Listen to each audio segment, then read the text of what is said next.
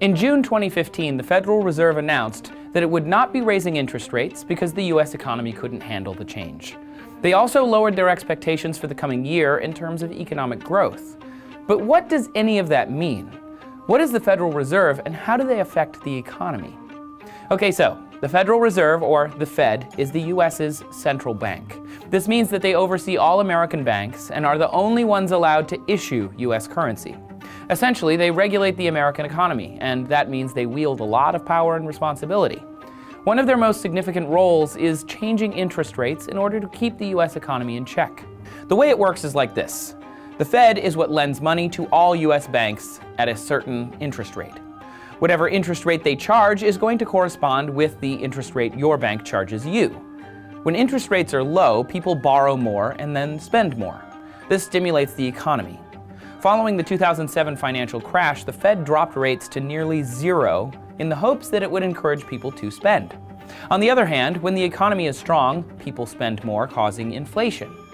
If the rate of inflation gets too high, then prices skyrocket and the economy crashes. So when things are going a little too well, the Fed raises those interest rates to keep everything on track.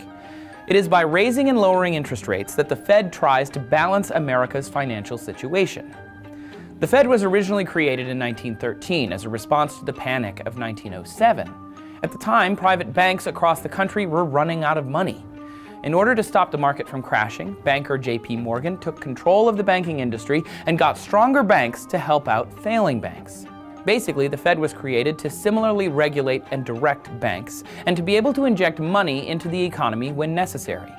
But with so much responsibility, the Fed has been pointed to as a major factor in both the 1933 Great Depression and the 2007 recession.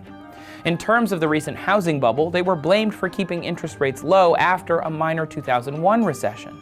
This led to low-interest borrowing across the country and was one of the reasons people borrowed money for houses they couldn't afford. The Fed is also directly responsible for a period of extreme inflation and high unemployment during the 1970s, caused by the overprinting of money.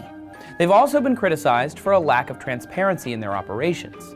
The Federal Reserve has been a common topic of contention for politicians and those unhappy with the current U.S. economy.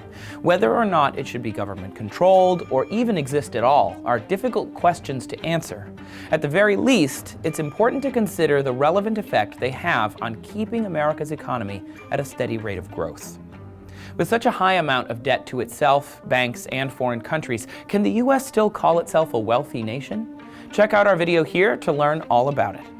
A lot of noise is made in the press about foreign countries owning U.S. debt, but they only hold about a third of the total debt, and it doesn't even really matter how much debt they own. Thanks for watching TestTube. Don't forget to subscribe for all of our videos every day.